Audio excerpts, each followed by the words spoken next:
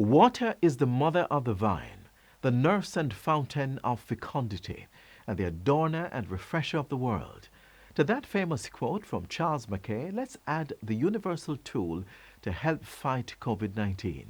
Hi there, I'm Adrian Atkins, and welcome to another refreshing edition of Jamaica Magazine. Today we bring water for the people to invigorate your evening, and we'll show you how we're nursing water for it to nurture our homes. We've packed a lot of content which is about to start flowing through your television screens right now. Election Day is Thursday, September 3, and according to the Representation of the People Act, all employees are allowed 3 hours to vote on the day, excluding their normal lunch hour.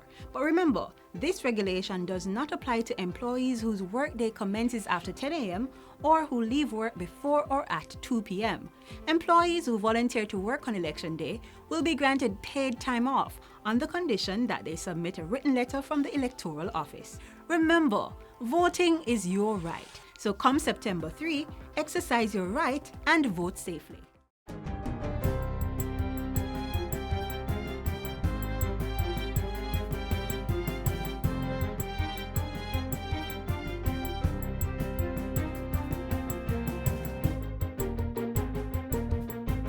Good day, I'm Stephen McHugh, and this is your JIS News for Wednesday, September 2. All is in place for the holding of general elections on Thursday, September 3. The Electoral Office of Jamaica is reporting that its systems have been fine-tuned and are ready for the polls. On Monday, Election Day workers, as well as members of the Jamaica Constabulary Force and the Jamaica Defense Force, cast their votes. The Electoral Office of Jamaica says it went smoothly and persons abided by the voting protocols. As the general public gears up to elect the next members of Parliament, persons are reminded to wear a mask to the polling stations, sanitize hands, allow a temperature check, and leave the polling station promptly after voting. Meanwhile, residents in 7 constituencies will be using an electronic voter identification system for tomorrow's general election. The system will be used in Western St. Andrew, West Central St. Andrew, Southeastern St. Andrew, Eastern St. Andrew, Central Kingston, East Kingston and Port Royal, and Eastern St. Catherine. Director of Elections Glaspole Brown says the system, which uses biometric technology to identify voters, will be rolled out in more constituencies over time. Certainly, the vision of the Commission is that we hope to roll that out in as many as possible as in terms of the number of constituencies. Certainly our vision is to put them in the 7,000 polling stations across the island. We have started the process. It's now at the procurement committee, PPC. So hopefully the next election, during the next election cycle, we'll be able to roll out those gadgets across the entire island. Mr. Brown was speaking during a recent JIS Get the Facts interview. With the electronic voter identification system, voters will be asked to place a finger on a fingerprint scanner, and once their identity has been verified, they will be issued the ballots for voting. In the meantime, the Electoral Office of Jamaica, EOJ, is reminding employers that employees who intend to vote on Election Day are entitled to 3 hours time off from work in addition to their usual lunch hour. The reminder follows reports of employers denying workers their voting hours. The EOJ says this is a breach of the Representation of the People Act. The law, however, does not apply to persons who begin work at 10 a.m. or later, or those who end work at or before 2 p.m. The EOJ says it has also been made aware that some employers have been advising employees who intend to cast their vote and work as Election Day workers that they will be required to quarantine for 14 days after the polls. But the Electoral Office says this is not necessary because the necessary safety precautions will be taken. These include mandatory thermometer checks, wearing of masks, continuous sanitization procedures, physical distancing, and the single use of voting pencils by electors. The EOJ says polling stations will open at 7 a.m. and close at 5 p.m. Electors are being encouraged to vote throughout the day rather than the first 2 hours of polling when lines are the longest.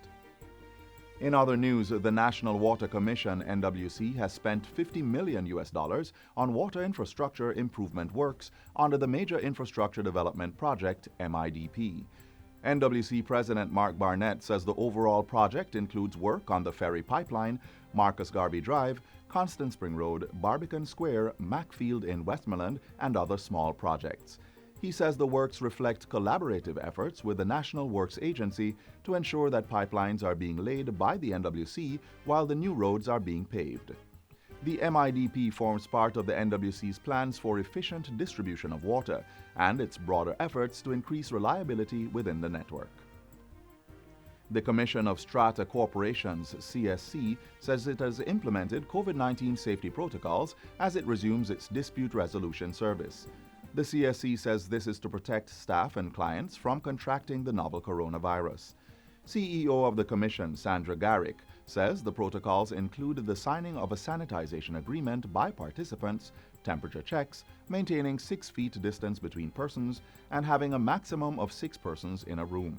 Mrs. Garrick says each hearing is now limited to a maximum period of 2.5 hours. The dispute resolution process allows the CAC to oversee conflicts between proprietors or between proprietors and the executive committee of a strata property. Persons wishing to utilize the service may visit csc.gov.jm. Hearings are scheduled within 30 days of the CSC receiving the application and based on the availability of inspectors. And finally, 3 more Jamaicans have died due to COVID-19. This brings to 24 the number of COVID-19 related deaths on the island. The deceased are males ranging from 73 to 88 years old who hail from Clarendon and St. Elizabeth. In the meantime, the Ministry of Health and Wellness is reporting that there are 224 new COVID-19 cases recorded on the island. The new cases pushed the island's confirmed number to 2,683. The newest positives range in age from 2 to 87 years old, with addresses in 12 of the 14 parishes on the island. 5 are contacts of confirmed cases, while 219 are under investigation. And that's it for JIS News Today. I'm Stephen McHugh. Thanks for watching.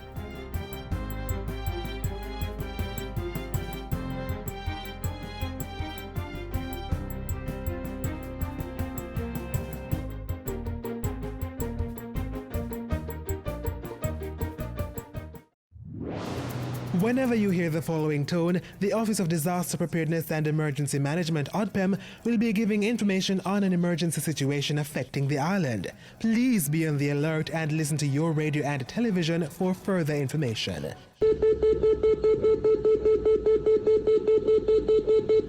This was a test of the Emergency Alert System, brought to you by ODPEM. Let's turn off the tap for a bit and backtrack to where it all begins. That's from the source of your water to the treatment, then to where you can finally turn on your taps. Here's how water is made safe for drinking. The human body cannot function without water. While you may live for up to 3 weeks without food, you cannot go more than a week without water. From breaking down the food we eat so the body can use it, to helping us heal when we get sick, water is needed for almost every process that takes place in the body. And although 70% of the Earth's surface is covered with water, drinking it directly from seas, rivers, wells or aqueducts may make you sick. Untreated water contains bacteria and other germs, as well as chemicals that may be dangerous to the body. So in order to get the water from here to here safely, it has to be treated.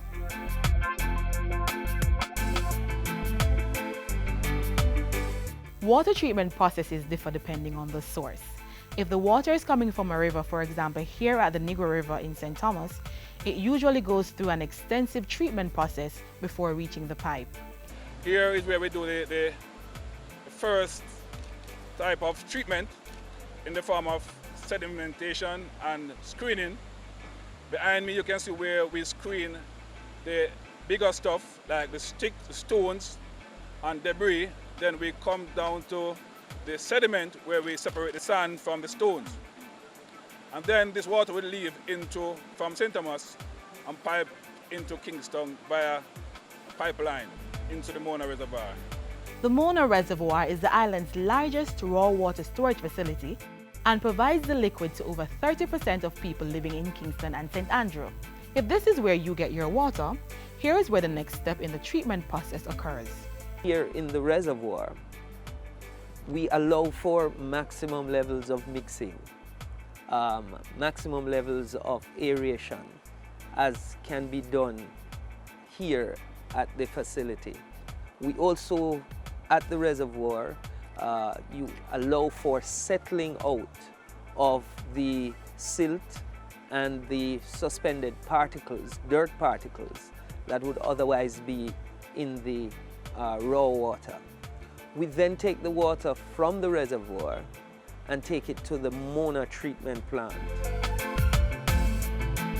At the treatment plant, chemicals are added to further purify the water. Chlorine is first added to kill bacteria.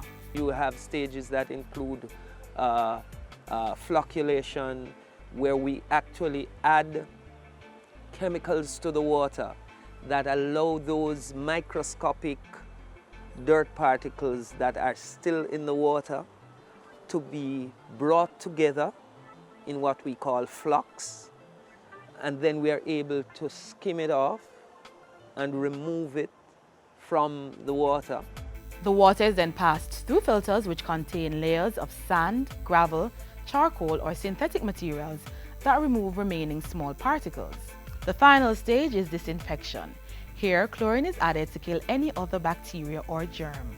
Ensuring that we have what we refer to as chlorine residual that goes with the water, so that as the water travels along the pipeline to our customers, should it come in contact with any germs along the way, there is enough chlorine residual in that water to destroy those germs and still be delivered to the customer in good quality.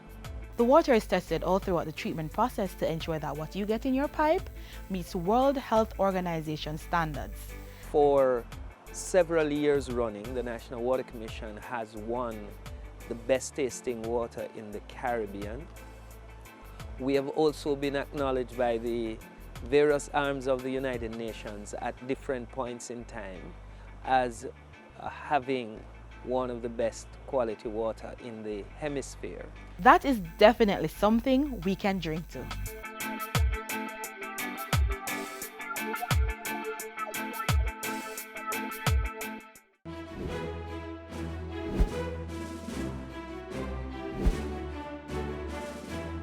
Elections in Jamaica are now monitored under the campaign financing legislation.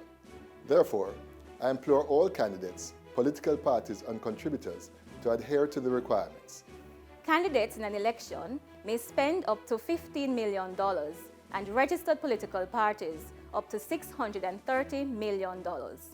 Candidates, political parties and contributors who fail to disclose are guilty of an offense and liable to charges and/or a term of imprisonment.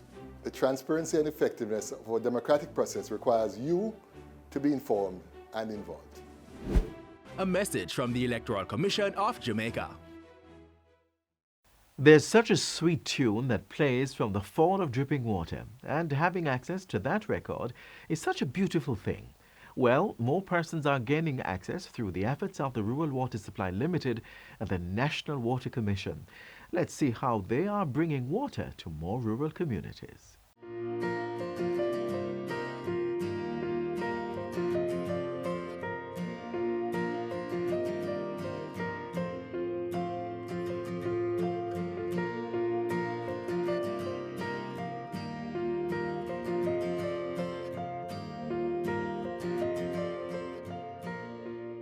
For you every day, you have to contemplate how you're going to live your life without water. And for many of you, it would have been a struggle. That's the challenge for many Jamaicans, not being able to access potable water in the comfort of their homes. While some persons have intermittent shortages, for others it has been a long-standing issue. Who don't have to buy water, have to catch water, store water, walk with water, while other people have convenience. Turn on the pipe and have water in them house. Why you can't have that? The government has been putting a serious dent into this burning issue by making water available to communities across the island. This is being done through the combined efforts of the National Water Commission (NWC) and the Rural Water Supply Limited (RSWL). In modern Jamaica, we should reach the point where everybody has potable water, meaning water that you can drink, water that you can use to do your domestic chores with in your home. And that is our goal.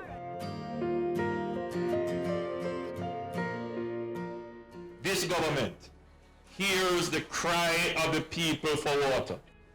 Water is necessary for your fields, but it is necessary also for your homes. It is an important convenience of life. But more than that, as Dave said, it is your right to have water. $528 million has been set aside in this year's budget to construct and maintain water supply systems across rural Jamaica. Implementing agency Rural Water Supply Limited has several projects planned for the financial year. Among them are the rehabilitation of catchment tanks island-wide, installation of water-efficient fixtures and rainwater harvesting systems in schools, and the upgrading of rural water supply systems in select parishes. They include Islington St. Mary, Watermount St. Catherine, New Eden in Portland, Maroon Town and Tangle River in St. James, as well as Bath and Hayward in St. Thomas. Already, the RSWL has delivered the Flower Hill water supply system. 30 years in the making, the $110 million project will supply water to Flower Hill and adjoining communities. The infrastructure, which was constructed in partnership with the National Water Commission, consists of 2 relifting stations, storage tanks and gravity lines, which will be fed from the Greater Montego Bay water system. I was born in Flower Hill, and from I was born, I come and see my mother, my father, my other older siblings, them carrying water on their head. And that was so painful because we have to carry it from some river. I'm very, very, very happy because you see, this water problem, it has been plaguing this community for years and years and years gone by. And for us to see water turn on today, for us to get it in the house, that's a big boost. Over in Hanover, the National Water Commission and the Rural Water Supply Limited came together again to provide the liquid to the people of Jericho and adjoining communities. The Claremont to Jericho water supply system was installed at a cost of $400 million. The project ends the community's 48-year drought. Every single Jamaican can be assured that the government is making the investment in water according to strategic priorities. We want to know where we're going to get the greatest economic return.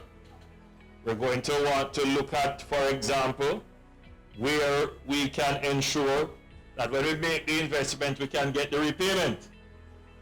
But we also have a duty to make the investment where people have been without water for many years. I'm very, very proud to know that over the years, about 40 to 48 years, we haven't got any water in this community. And I'm very glad to know that today, on the 8th of August 2020, we are getting our water supply. Buying water for $5,000, $7,000 per drum is very, very expensive. So for me, it's really a blessing.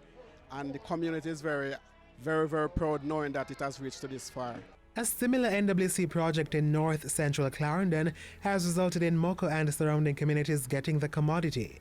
The Moko Relief Station will serve the Red Bank, Cedars and Pusey communities, as well as Lennon High and a neighboring basic school. It is not rare for the NWC to be operating in rural areas. But more and more, this administration is pushing the NWC to expand what is called the utility area, meaning the area in which they supply water for persons to be metered. For all the other communities in Jamaica who are waiting just as long and even longer for water, have faith, have hope. Even as the government increases citizens' access to water, we can all ensure that all Jamaicans get the commodity. How? By practicing water conservation measures and paying your water bills. The more regularly you pay, the more funds will be available to lay new pipes, repair broken ones, and implement more water projects. If you don't pay, the NWC can't pay. If the NWC can't pay, then they have debt. And if they have debt, it becomes the government's debt. The government can't print money. So the only way that the government is going to repay the debt is more taxes. So either way, so it is better that you pay the rates which are set reasonably and you manage your consumption of the water, because when you didn't have the water, it costs much more to pay for a truckload of water than it would cost you to use the water in the pipes.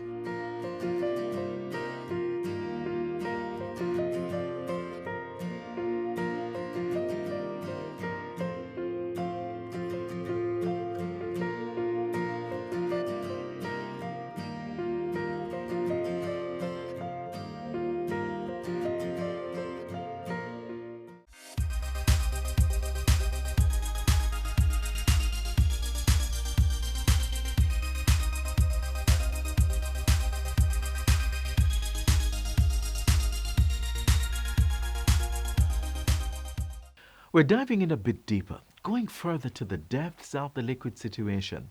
So we've had our clean water. Now we're topping off the evening with some good food from the ocean.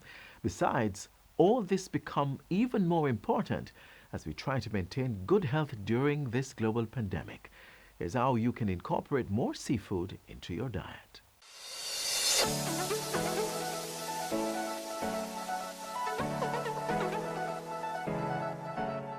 We all love our protein, chicken, beef, pork, but how often do we eat fish?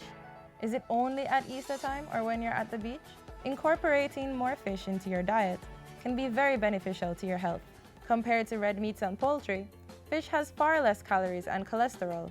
It's the saturated fats and the trans fats that our bodies use to make cholesterol. And fish and seafood have very little saturated fat and trans fat. So in truth and in fact, that makes it a very healthy source of protein. Fish also has iron, which is important for good reasoning and memory, iodine, which can prevent mental problems in children, and selenium, vitamins, and carotenoids, which are antioxidants.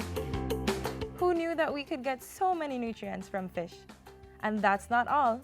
Incorporating fish into our diet can even reduce the chances of developing certain diseases. Studies have in fact shown that people who have a higher intake of fish compared to other meat sources have less heart disease, they suffer from fewer mood disorders, and they have less cognitive decline with age, so less dementia.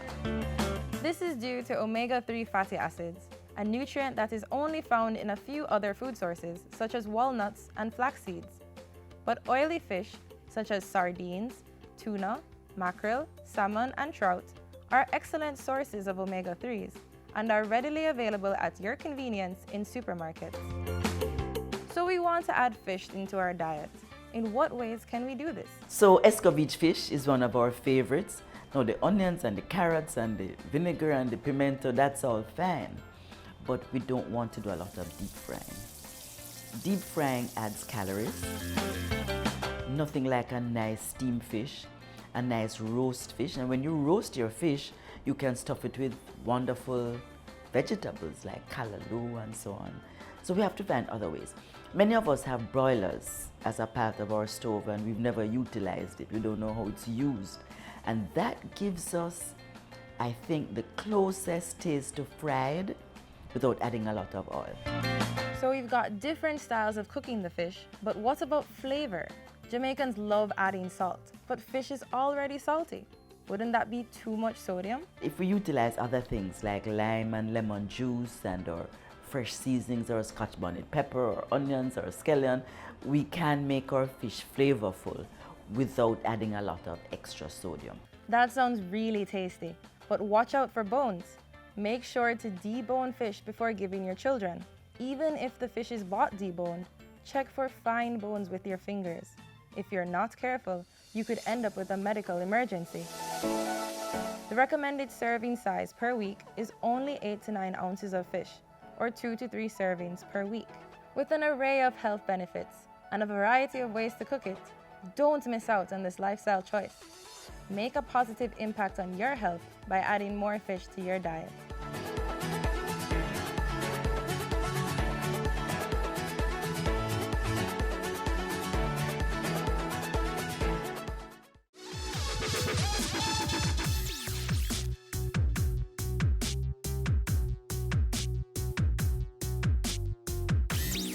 Water is a special commodity of life and it's also key in the fight against the COVID-19 virus.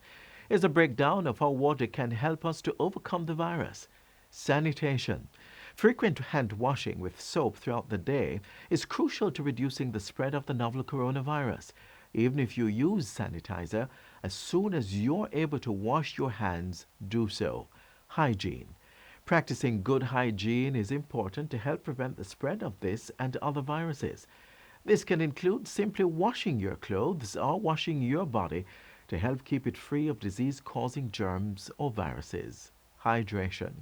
Hydration plays an important role in your body's response to or recovery from COVID-19. Drinking water and clear liquid beverages are important, even if you do not feel thirsty, to replace the fluid your body loses. Please follow these simple steps so you can protect yourself and others. The aim is to simply make Jamaica the place of choice to live, work, raise families, and do business.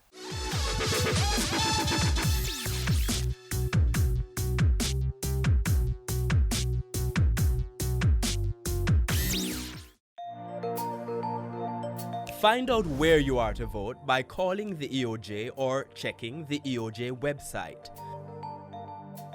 Remember to bring your voter ID card. Current voter ID cards are valid until December 2020.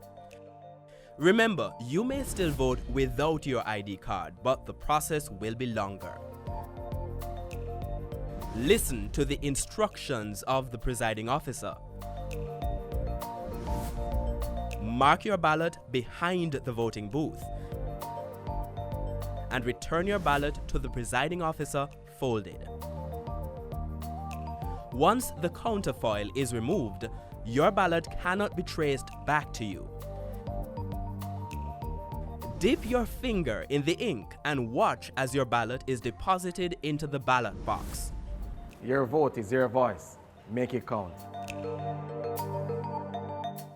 This is where the content stops flowing as we close today's show. Thanks so much for tuning in. We know you can never have enough of Jamaica Magazine, so as we work on tomorrow's show, watch some past episodes on our YouTube channel and do stop by the JIS website, jis.gov.jm, and follow us on our social media pages, Facebook, Instagram, and Twitter. Just before we leave, here's a thought. Use water, but save it. Conserve where you can. From all of us here at the JIS, I'm Adrian Atkinson. See you next time. This has been a production of the Jamaica Information Service, the voice of Jamaica.